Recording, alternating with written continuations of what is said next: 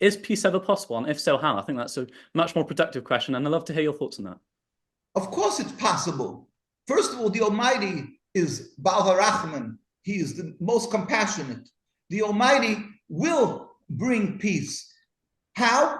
With the dismantlement of this rebellion against God.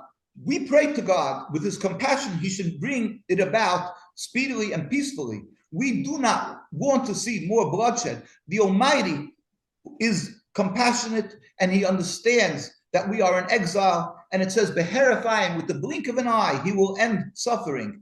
We pray to him every day. We are looking ultimately for the glorification of God, the recognition that the Almighty is the ruler of the world.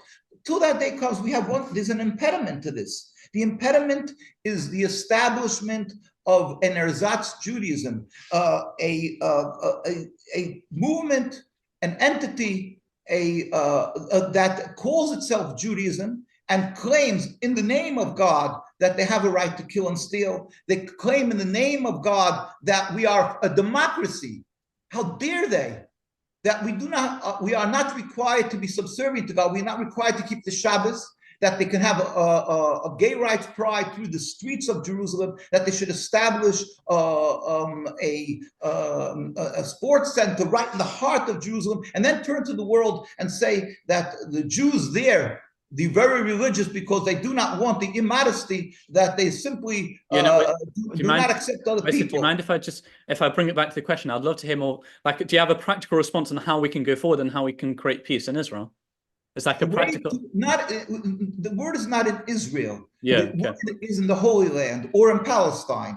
The way is to remove this impediment to peace, the subjugation, the oppression of all humanity. That is humanity that ones who are serving God, the Muslims, the Palestinian community, the Jewish community that are being oppressed, that were living there for hundreds of years.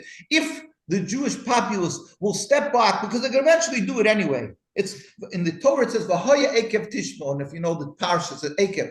So at the end of the day, we're going to listen. Whether we like to or we don't like to, God forbid, we will listen.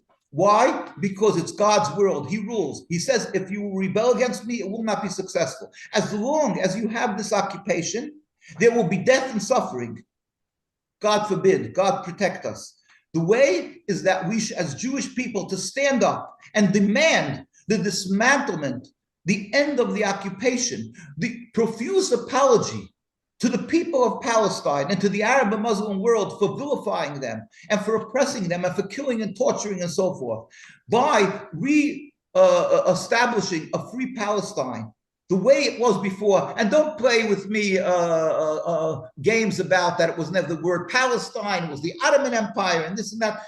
Let's not talk that game. The Palestinian community, the ones that were living there, the majority were Muslims. The second largest community were Christians, and it was a beautiful Jewish community. We can re-establish this coexistence with a removal of this evil occupation, then there will be peace. And that is what, just like you look at South Africa, you can look at history, other places, wherever, when you remove that, they are willing and they want not to stand around and kill people, God forbid, after the removal of this occupation. There will be, because they're under leaders, they're under, and they're people who are educated, smart, intelligent, people with a heart. They want to be able to reestablish a peaceful coexistence.